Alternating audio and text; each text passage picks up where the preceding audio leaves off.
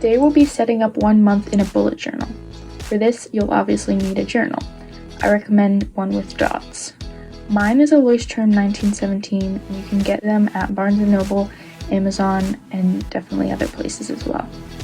You'll need a ruler or any sort of straight edge, a pen, mine is a Sakura Pigma Micron Fineliner, a pencil if you want to sketch or plan your layouts, and optionally any markers or highlighters or colored pencils or anything you want to add some decoration to your spreads. So first you're going to need to count your grid spaces. I have at the beginning of my journal already made a page that counts out and divides my grid spaces, but in case you're wondering and in case you have the same notebook as me, this page is 37 boxes tall and 26 wide. You're going to pull up a calendar of your month next. You can get this off your phone or you can make a page like I have here, and depending on whether you have 4, 5, or 6 rows, plan out where you're going to place your calendar on your page. I always use 6 by 6 box squares for each of my days in a calendar like this.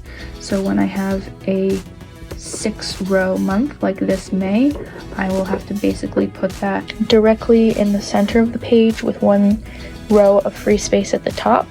But this all just depends on how big you want each individual square to be and also how many rows there are in that particular month.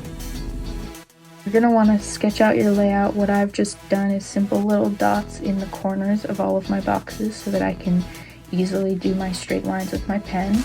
And once you've done that for yourself, you're just going to take your straight edge and your pen and you're going to draw all of your lines.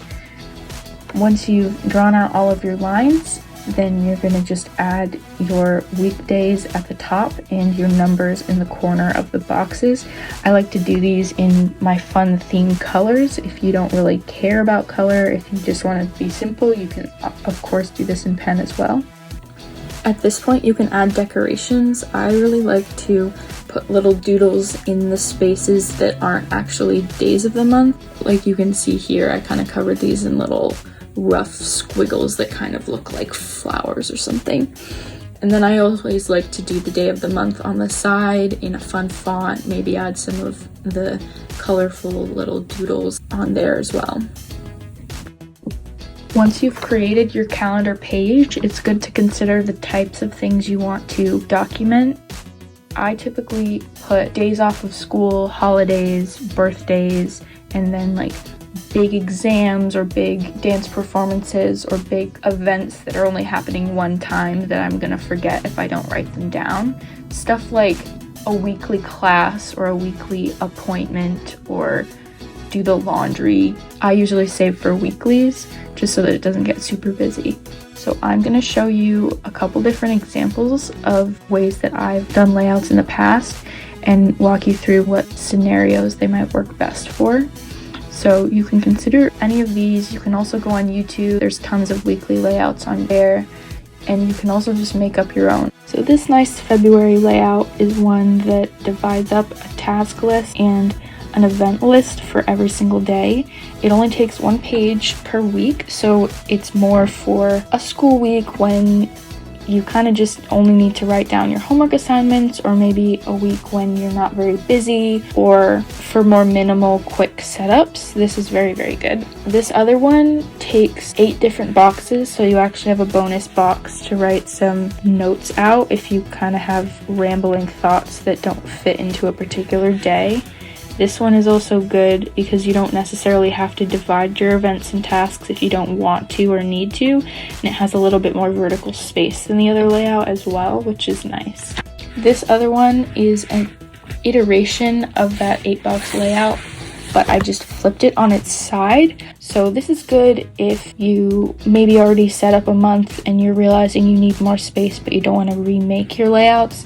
This is also kind of good if you're looking to not use too many pages, but you just need a little bit more vertical space to do a longer list of things. This next one is when we were fully into quarantine. I started setting up 2-page layouts because I just liked having more breathing room on my pages.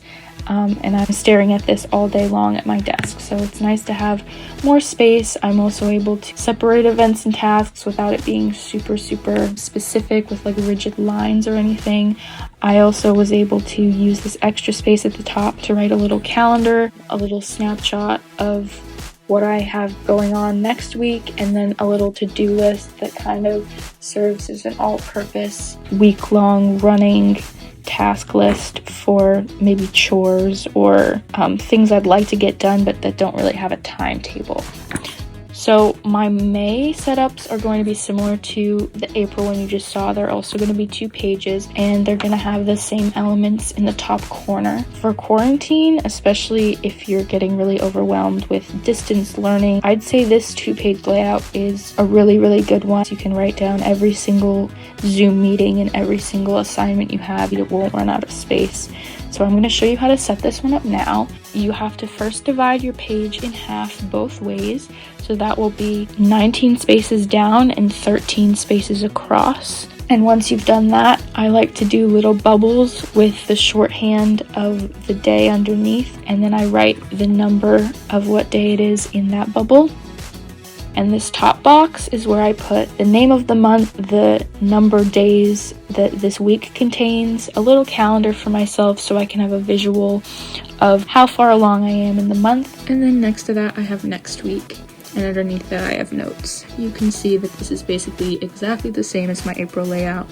I just have a different color scheme and I changed the word to do to notes. Next to my little bubbles, I will write my events, and anything that was on my calendar will go at the very top of that in all caps, and then below will go my events, and then completely underneath the bubble will be my task list. Another quick run through of the grid spacing for this layout. Each of my days is 13 across and 19 up, and then my title is about 5 spaces. My calendars take up 6 or 7, and then my notes just fills whatever space is left over. In this case, it's about 7 boxes.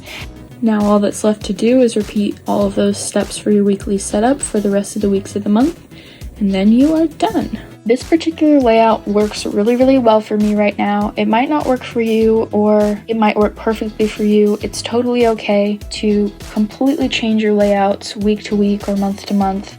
Try tons of different things and just change and adapt it as you go along. Overall, it's just most important to have fun and make your bullet journal productive for your life.